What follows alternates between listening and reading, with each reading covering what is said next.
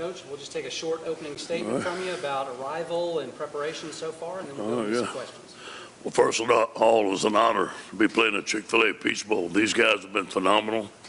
The accommodations, the welcome, the hospitality, the food obviously has been phenomenal. Practice facilities, hotel, everything's been great. We arrived yesterday.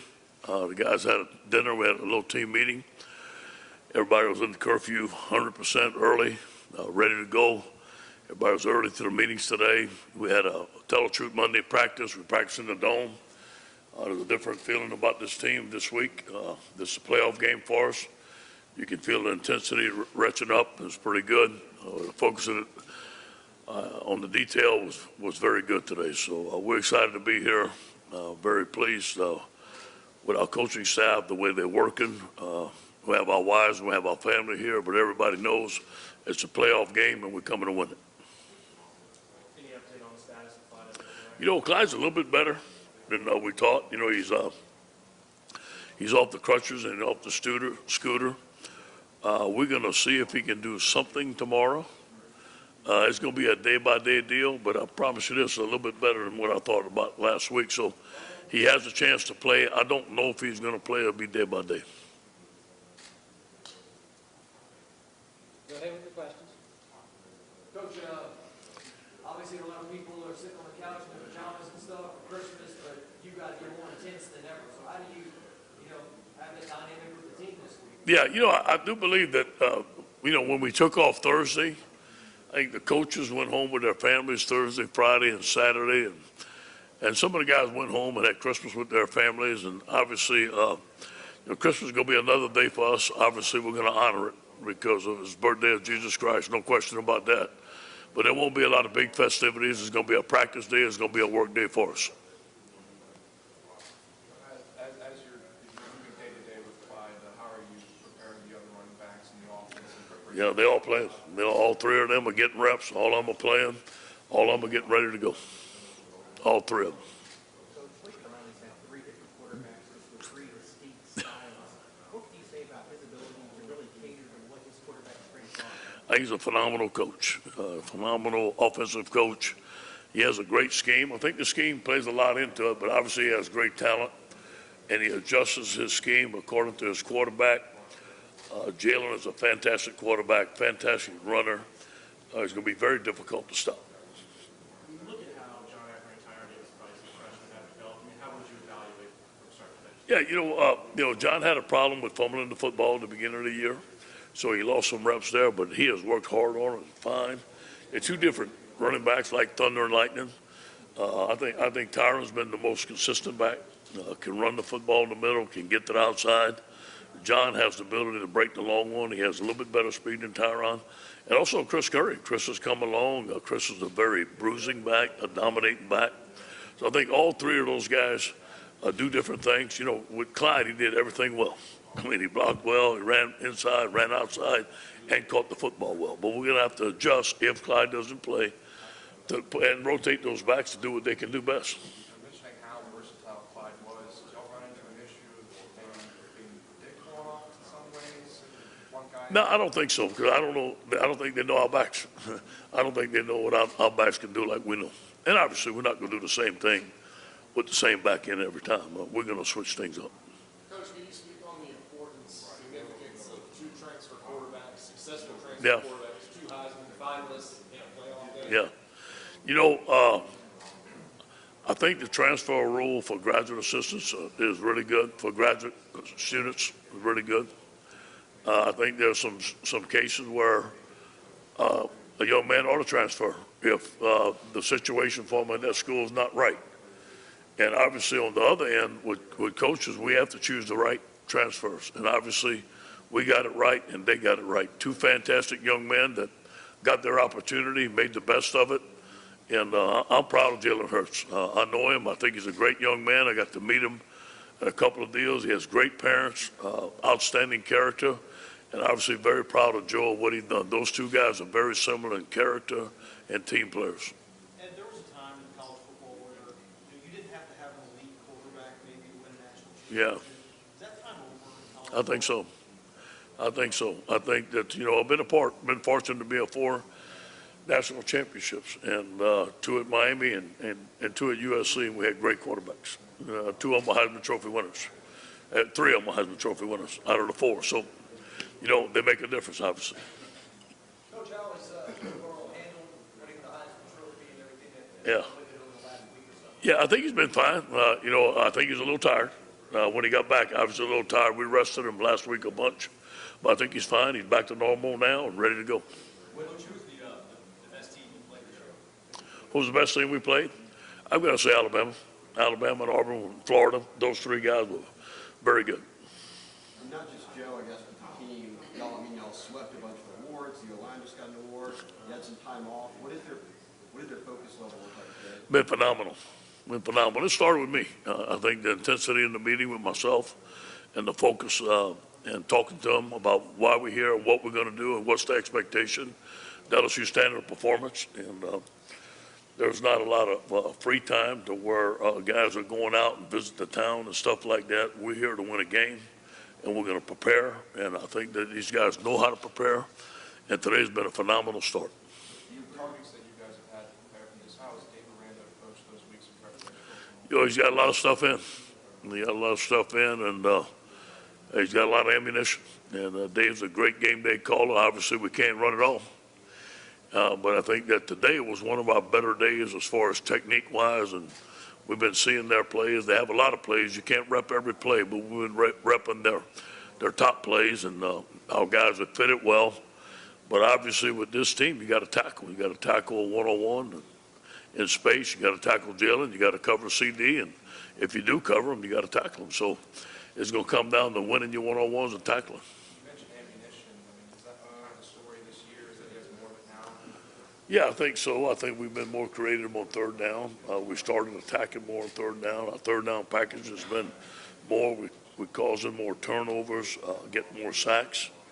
But with this team, you have to stop the run. There's no question that you have to stop the run first. What stands out about the job James Craig has done kind of turning this? Phenomenal. A+.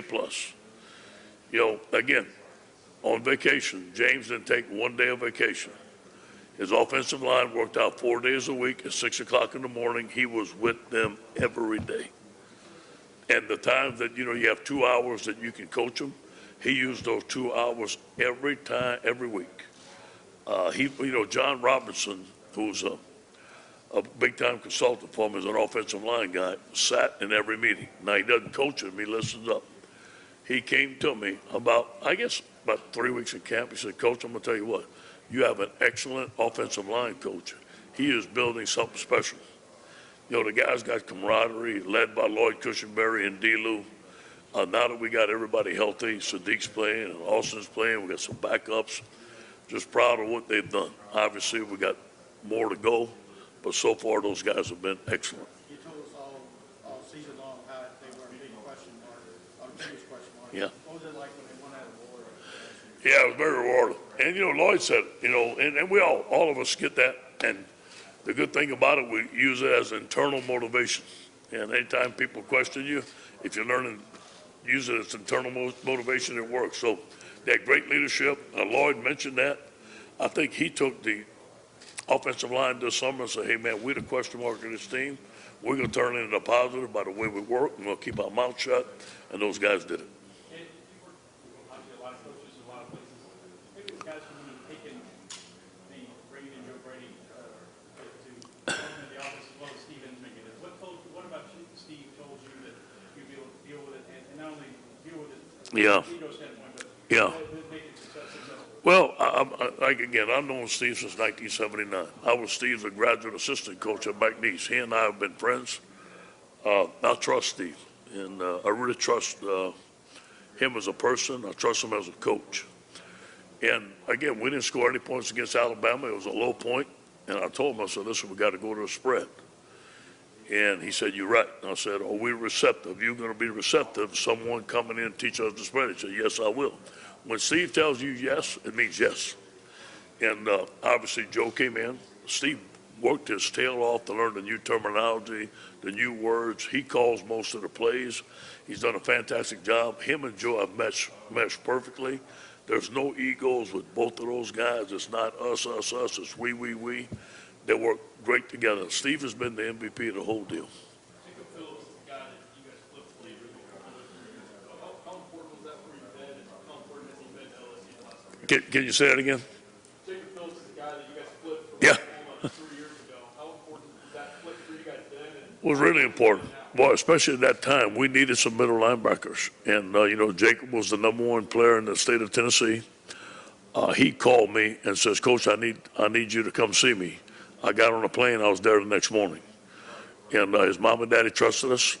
They love Dave Aranda. They love the scheme. Jacob has been one of the best players we've had on our football team. He's a great young man, great character. I'm glad we got him. Last week, you signed a quarterback in the morning, by the afternoon, you was dressing out. How about that? Where does that conversation begin? Yeah, his family has had a plan. His high school coaches had a plan. They're very aggressive. They own into the rules, into everything, and TJ is very motivated. And it was totally legal. We went through compliance. We got it done. That's the first time that's ever been done.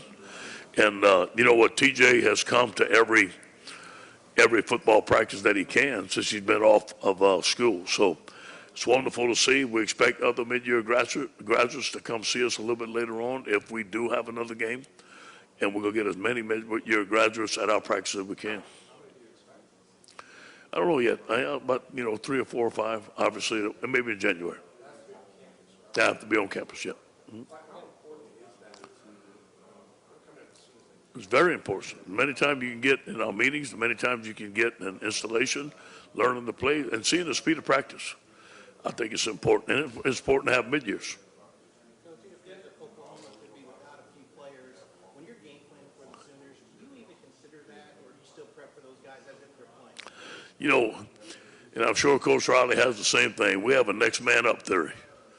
We put 11 men on the field and we fight like tigers and we don't blink. And I'm sure this is a top program. They've done a great job recruiting.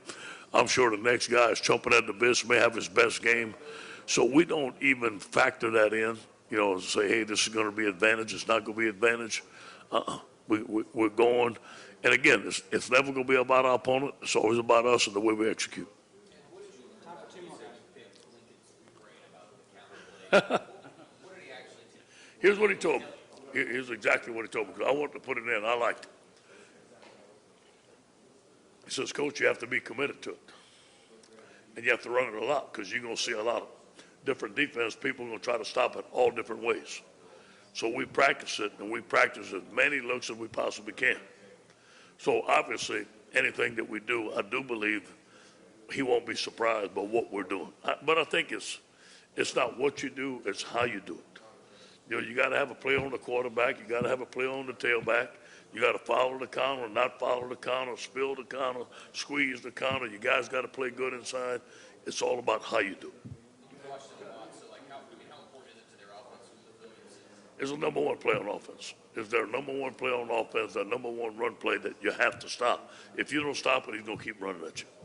Last question over here. Total 3 weeks go by, playing Georgia to this game. How much of a challenge, how much anxiety does it create to try to have the same team that played Georgia play this game? Yeah, I think that we needed the rest, first of all. I think the rest was good. I went home Thursday. I got home in my home in Mandeville at 3 o'clock, and I woke up at 8 o'clock the next morning. So I knew if I was tired, my players were tired. So we always took some time out. But I think you come in here, we're excited. We're in the same hotel. You go into the Dome today, and you see college football, playoffs, semifinals, the magnitude of the football game. Everybody's awareness and alertness is heightening. I don't think there's any anxiety. There's a sense of confidence, but a sense of, no, we got to go get the job done. Thank you, Coach. Thank you, guys. Go Tigers.